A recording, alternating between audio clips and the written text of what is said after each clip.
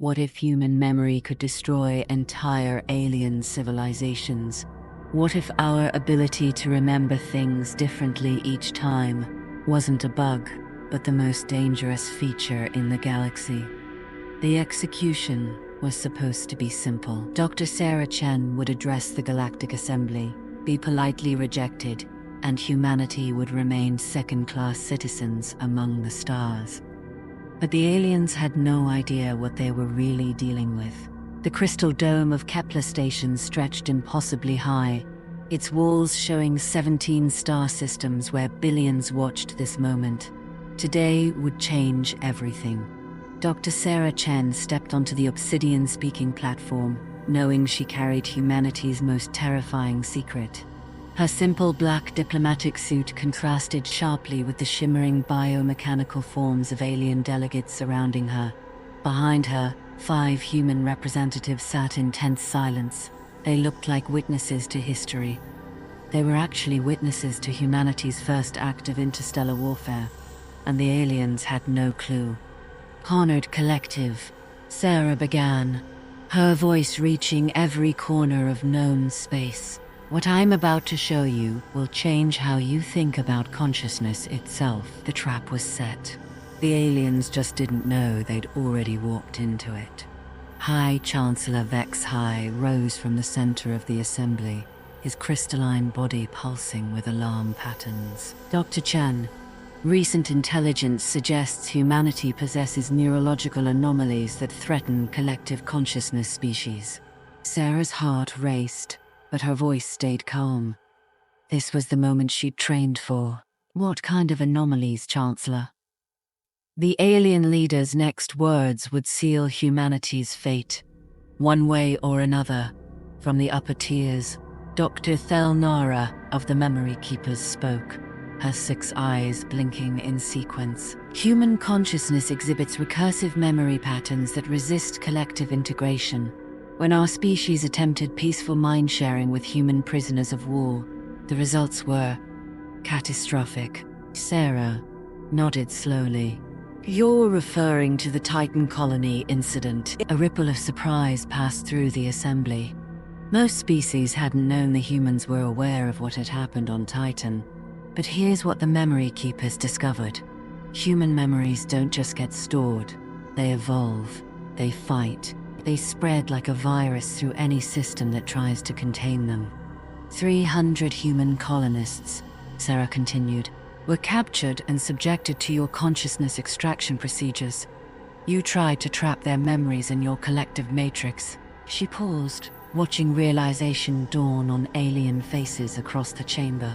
Instead, you accidentally created the first memory weapon in galactic history. The chamber fell silent.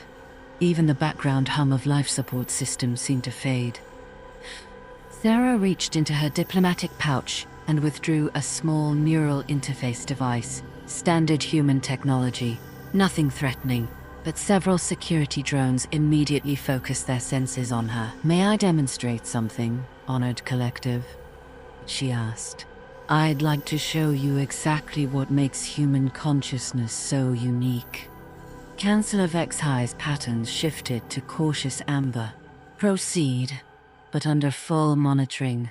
Sarah activated the device, and suddenly her memories began projecting as holograms above the assembly. Not just visual, but emotional, sensory, complete experiences that every species present could perceive through their various consciousness interfaces. "This is my memory of my 6th birthday," she began. The hologram showed a young girl laughing as she opened presents.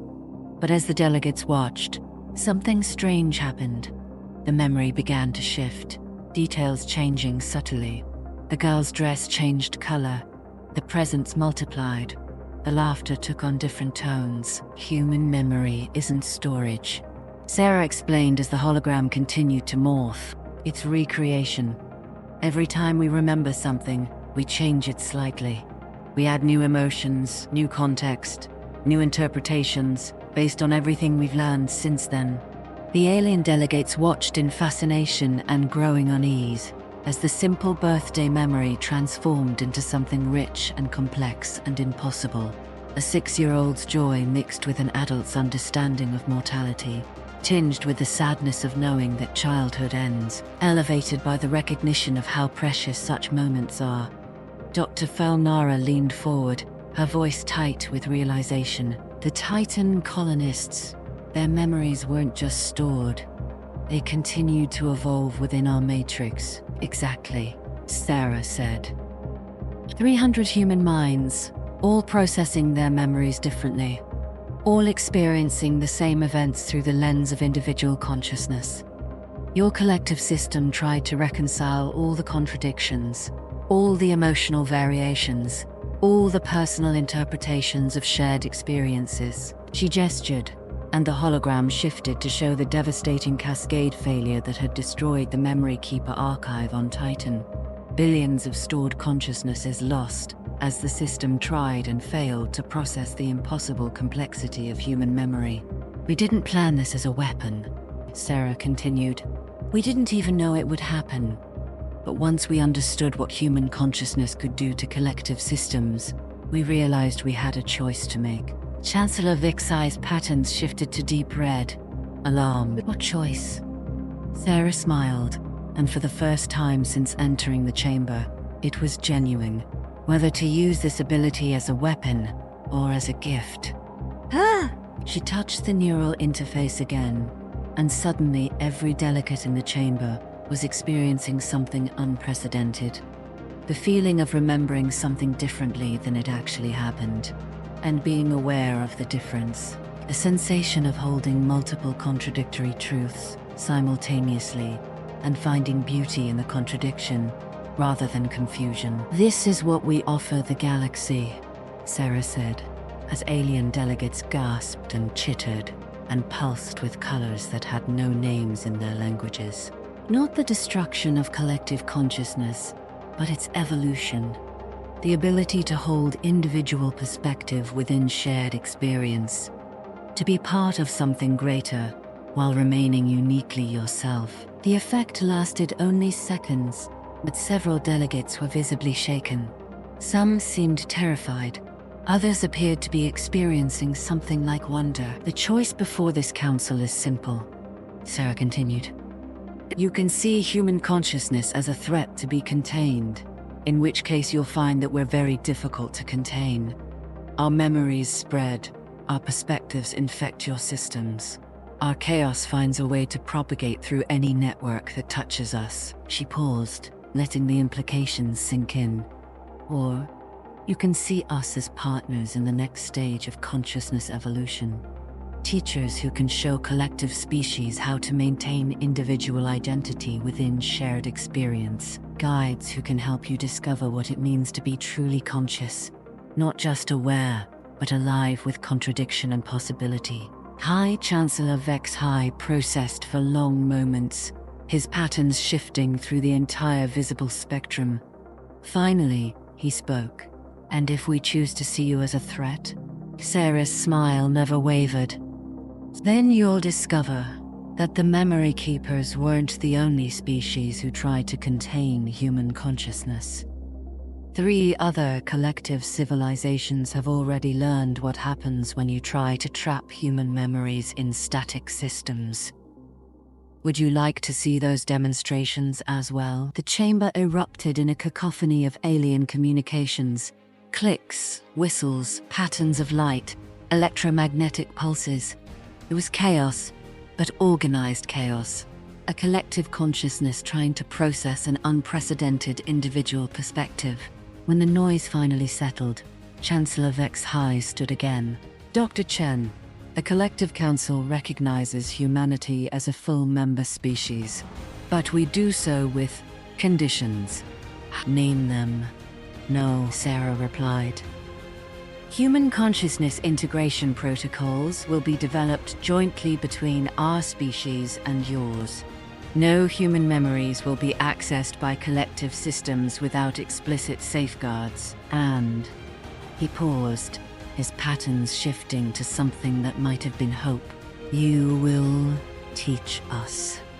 You will show us how to dream while awake, how to remember while forgetting, How to be individual within unity, Sarah nodded. Accepted, Chancellor. But I have one condition of my own. Speak it. This partnership goes both ways. Humanity wants to learn from you as well. We want to understand what it means to truly share consciousness while maintaining our individual chaos. We want to find out what happens when human memory meets alien logic, when our beautiful disorder encounters your perfect order. She gestured to the viewing ports, where the 17 star systems of the assembly gleamed in the darkness. We have a galaxy full of different kinds of consciousness to explore, species that think in ways none of us have imagined. What could we become if we learned from each other instead of trying to contain each other? The vote was unanimous, though it took 17 different forms of consensus, reaching across 17 different species. Humanity would join the Galactic Assembly, not as junior members, but as consciousness consultants, teachers and students simultaneously, in the vast experiment of shared awareness. As Sarah left the platform, she touched the neural interface one final time. Across the galaxy, in every memory core and consciousness archive that had ever encountered human thoughts, a simple message propagated. We are not the chaos in your order. We are the proof that order and chaos can dance together. Within hours, collective consciousness species across known space began reporting something unprecedented. Individual thoughts arising within their shared minds.